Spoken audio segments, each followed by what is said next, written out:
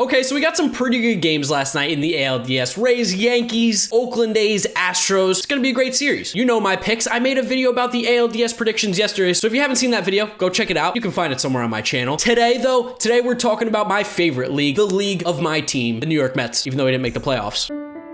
Sad. The NLDS. So we're going to be going over the two series in the National League Division Series. We've got the Padres. I'm rocking the Padres jersey again, going up against the Los Angeles Dodgers. And then we've got the Atlanta Braves going up against the Miami Marlins. I can't believe that's a real sentence. 2020 is a crazy season. The Marlins are in the playoffs, and not just in the playoffs. In the NLDS, they beat the Cubs. So I'm going to go through all the series, the games, break down the rosters, tell you who I think has the advantage, what I'm thinking about the teams going into it, and of course, give you my prediction as to who I think is going to advance to the NLCS. So as always, if you guys do enjoy these videos, you want to see me do more of them, make sure to leave a like. That's the best way to show your support on the channel to me. Subscribe if you're new and you enjoy the content. If that sub button's red, click that sub button, join the team. Remember to get in the comment section down below. I want to know who you guys are picking here so that I can make fun of you when you're wrong and I'm right. Get in the comments. Are you picking the Padres, the Dodgers, or maybe you're going Braves, Marlins? Let me know in the comments down below. And last but not least, make sure you drop me a follow on Twitter, Instagram, second channel, and Twitch. Links are always in the description down below. Drop me a follow over there. You're not going to regret it. So let's get it started off with the NL East battle. You've got the Atlanta Braves, who finished in first place in the NL East, going up against the Miami Marlins, who somehow finished second place. No one, and I mean I'm serious, no one thought the Marlins were going to make the playoffs this year. Before the 8 team, with the 8 team, everyone thought that they were going to be a last place team, and they were so not a last place team at all. They finished in second. They're in the NLDS, going up against the Braves, who everyone thought was going to be the first place team. They were one of the favorites in the National League to come out of it, maybe even a World Series team if they could get past the Dodgers. Right now, they got to get past the Marlins. So first, let's talk about that Miami Marlins team. How is this team that nobody thought was going to make it to the playoffs able to make it this far? Because it truly is fascinating, especially for a team that dealt with COVID. They had that huge outbreak. They were using guys that weren't major league players ever before. Guys like Eddie Alvarez, who is a Team USA speed skater. He made an appearance on the team this year. How were they able to make it? Who are the players? What do we got to talk about here? First off, with the Marlins, I think you have to talk about their pitching, because their pitching, that's their core right now. That's really what's carrying them. Their offense is pretty decent, but their pitching's real good. They've got a little bit of a three-headed monster themselves, which plays well in the NLDS, being only 5 games. That being said, this three-headed monster, you're probably not familiar with it. First off, we've got probably the most exciting pitching prospect in baseball right now, Sixto Sanchez, who's looking like a little bit of a Pedro Martinez type pitcher. Absolute fireballer, throws 100+ miles an hour, dirty, devastating breaking pitches, great off speed. Sixto Sanchez, whoop, this guy is scary. They got him in the Phillies for the trade for JT Realmuto, and it looks like it's going to end up being a great one for the Marlins, because Sixto is special. The first 4 or 5 starts of the season, Sixto was almost unhittable. His ERA was like hovering around 2, striking out a ton of batters. Nobody was getting on base. He was disgusting. And then the last 2 starts of the season, he was kind of the opposite. He was a little bit shaky, looking like a rookie. But then against the Cubs, he pitched fantastic, got the Marlins a win, helped clinch a playoff berth, or move on to the next round, the NLDS. I shouldn't say clinch a playoff berth. But then he pitched against the Cubs in the wild card round, got the win, pitched just a really good game, really handled the Cubs very well, and helped them move on to the next round, the NLDS. Sixto's gross. You then got Sandy Alcantara, who's been there now for a couple years, considered more as their number 1. He has some really good stuff. Had a 3.00 ERA this year, struck out almost 9 batters per 9 innings, whip hovering around 1.2, doesn't give up a lot of hits, a few walks here and there, not many homers, very good pitchers, not going to jump off the page with his stuff, but he's going to get outs. And Pablo Lopez, who is more of a pitch to contact kind of pitcher in the past, starting to strike out more batters than he had in his career, over 9 per 9 innings this year, got the whip down, got the home runs down, got the walks down. He's just truly improved as a pitcher. Those are 3 guys who can go out there and pitch well against the Braves. Now, the Marlins struggled a little bit against the Braves this year, 4-6 record, but that doesn't mean that this Marlins team can't perform better in the postseason. And as for their bullpen, a little bit of makeshift ragtag group of guys, no big names out there. Like, you don't have any Aroldis Chapman, Josh Haders. But Kinsler's put together a great season, a 2.22 ERA this year. James Hoyt, Richard Blyer, I mean, they're getting the outs that they need. Jimmy Garcia was disgusting, a 0.6 ERA this year in 14 appearances. They have some arms out there that can definitely put it together and be a problem for this Braves team. On the offensive side, there are some bats as well. Jesus Aguilar hitting like he was with the Milwaukee Brewers a few years ago. Great to see that guy back. Hits to all fields, plays a good first base. He's a very solid player. Brian Anderson at third base. Love this guy. He's going to be a 30 homer, 30 double guy at some point in his career. He's absolutely fantastic. Miguel Rojas, I can't believe it. This is a guy who was a career OPS like 650 guy, hitting the lights out of the baseball this year. So he plays a good glove too. Great at shortstop so far this year for the Marlins. One huge devastating blow is Starling Marte's out. Got hit in the hand, broke a bone in there. He's only going to be able to field and run, so you can't use that bat. But you still got Corey Dickerson out there, who maybe his numbers aren't great, but he's a professional hitter, gets on base. Garrett Cooper casually with an 850 OPS. They got some pieces. They don't have the big names. That's not how the Marlins roll right now. But they've been playing good team baseball. They've been playing it the right way, and they've been hungry. You can't doubt the Marlins. Now for the Atlanta Braves, they They are clearly the better team on paper. Any way you slice it, they're the better team on paper, except maybe in the starting pitching department, but even then it's close. You got Max Fried, who's disgusting. Max Fried is one of the best left-handed young pitchers in the game right now, had a fantastic season, ERA hovering around 2, whip right around 1. He's got some of the best left-handed stuff in the game. His splits are fine. He handles right-handed batters just as well as lefty. He's really hard to hit with that nasty curveball. Expect him to be the guy that the Braves need to step up this series. He's their number 1 right now with Soroka being hurt. You've got Ian Anderson, who is a rookie this year, came onto the scene and is gross, a 1.95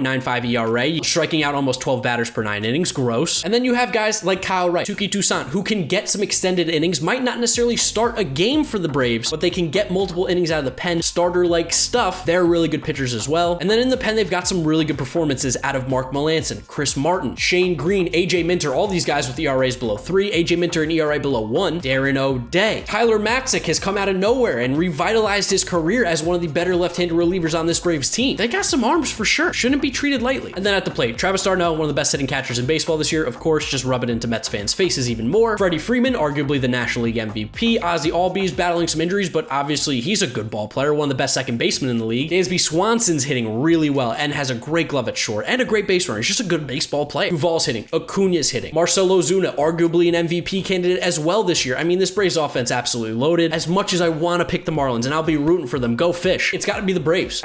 I can't see how the Braves blow this one. If the Braves don't move on here, it's a bad loss. They got to move on. They are definitely the better team than the Marlins, and I fully expect them to move on to the NLCS, but I will be rooting for the Marlins. Go Fish. Shout out to my boy Ernie. We're rooting for you. And then on the other side of the coin, we got the San Diego Padres, Slam Diego, going up against Los Angeles Dodgers, basically the 2 best teams in the National League right now. It's going to be an absolute battle. I can't wait to watch. Let's start off by talking about the Padres because they're more fun. There's a little bias for it. I like the Padres more. Offensively, the Padres have no problems. First base, Hosmer's hitting. He figured out launch angle, hits the ball in the air. He's good. Funny. You hit the ball in the air, you succeed. Second base, Jake Cronenworth, rookie of the year maybe. Great move by him, grabbing him from the Rays. He does it all. Had a big home run for them in game 3. Fernando Tatis Jr., I mean, I got the guy's jersey right here signed. Do I need to say anything more about Fernando Tatis Jr.? One of the best players in baseball. He's going to save the game of baseball. He's going to make it popular with the kids. Manny Machado, I'm rocking the Machado jersey. He's fantastic, hitting, playing great defense at third. Trent Grisham, Will Myers, Tommy Pham, even Jurickson Profar. Whoever they put into this lineup is hitting. The Padres, they don't get called Slam Diego for nothing. They're just going to score a ton of runs. The pitching side's where you might get a little worried, and that's on the starting side because Dinelson Lamet and Mike Clevenger a little bit up in the air. Are these guys going to be healthy enough to pitch in the DS? Will they be able to have those arms? Because if they are, that's a huge advantage for them. That's massive. But if they don't, that hurts them because then you have to look at guys like Garrett Richards. Maybe you start Luis Patino for a game. Maybe Mackenzie Gore gets the call up in the playoffs. If Clevenger and Lamet can't pitch, that hurts them, but it's not the straw that breaks the camel's back. They'll still be able to compete with the Dodgers. Zach Davies had a really good year. ERA under 3. He's not the most fascinating pitcher. He doesn't have the greatest stuff, but he gets the job done. Chris Paddock, while his numbers were not great this year, we know he has good stuff. Which Chris Paddock are we going to see? Are we going to see the Sheriff? Or are we going to see little Chris Paddock hiding? Because we haven't really seen that mojo that Chris Paddock had last year. The bullpen's been pretty fantastic. Drew Pomeranz had a fantastic year, like only gave up a couple runs, nasty with that left-handed stuff. Pierce Johnson has had some big innings for them in the playoffs and also had a good year, ERA below 3. Got guys like Craig Stammen, Tim Hill, Emilio Pagan, Morejon. I mean, all these guys have good stuff. They just didn't necessarily put together during the regular season. Overall, their strength is definitely their offense, but the pitching is good enough to compete with the Dodgers without a doubt. As for the Dodgers though, oh man, this team is so incredibly good. I don't know how anybody beats them, but if there is a team that's going to do it, it's the Padres. If the Dodgers get past them, they're going to the World Series without a doubt. But if the Padres can beat them, that's how we stop the Dodgers this year. Because at the plate, Will Smith, catcher, awesome hitter, elite, 980 OPS, one of the best hitting catchers in the league. First base, Max Muncy, terrible season, but a short season. I still take this guy over a lot of first basemen in Major League Baseball. He's fantastic. Max Muncy's so good. Second base, you got a little Kike Hernandez, you got a little Chris Taylor, maybe even Gavin Lux gets an appearance here or there. They got some players at second base. Shortstop, Corey Seager, quietly having an MVP season. Corey Seager's back. Corey Seager's good. Top 5 shortstop in the game. He's fantastic. Justin Turner at third base, the definition of consistency. Another season with like an 860 OPS. He's very good. AJ Pollock's playing out of his mind. Mookie Betts is having an MVP type season. Jock Peterson's got that left-handed pop. Cody Bellinger hasn't even played well this year and still pretty good ball player. You're still scared of him. I know Cody Bellinger doesn't show up in the playoffs, but maybe this is the year. He's too good not to. Same thing with Mookie. It's their big thing. The Dodgers don't show up in the playoffs. A lot of the guys they have on their team. Bellinger, Betts, Kershaw. Let's talk about the pitching now since I did just mention Kershaw. Kershaw's been their ace again this year. Everyone thought he was washed. He came back. He's like, no, I'm still good. The problem with Kershaw is he stinks in the playoffs. So what version of Kershaw are we going to get? The good Kershaw in the regular season or the terrible one in the postseason? I'm rooting for the guy. I want him to pitch well. He's too good of a pitcher to have this terrible postseason record. Dustin May, disgusting. I don't think I need to say much else. He throws like a 2-seam that moves like 15 inches. Julio Urias, really good left-handed arm. Tony Gonsolin, really good starting pitcher. I mean, the Dodgers are going to have no problems with these back-to-back games because they just have so many guys that they can go to. Walker Buehler, I forgot Walker Buehler. He's great. In a bad year, here. Still a 3.44 ERA. They literally have 5 legitimate starting pitchers that they can throw out if it goes 5 games. And if not, they can use them in relief. The bullpen's also been fantastic. Kenley Jansen's back. His stuff's disgusting. Like Trinan's back. His stuff's disgusting. And then you've got some names that you might not be as familiar with, like Dylan Flora, Ruzar Gratterall, Jake McGee. Jake McGee's back. Adam Kolarek, Victor Gonzalez, Caleb Ferguson, Pedro Baez, Scott Alexander, Joe Kelly. I mean, they just like, they got bullpen arms for days. The Dodgers team is so incredibly deep. They are arguably the best team in baseball, especially when you look at it on paper, like, it's the best team. They got so many players. Do I think they're going to beat the Padres? They should, but I don't think they are.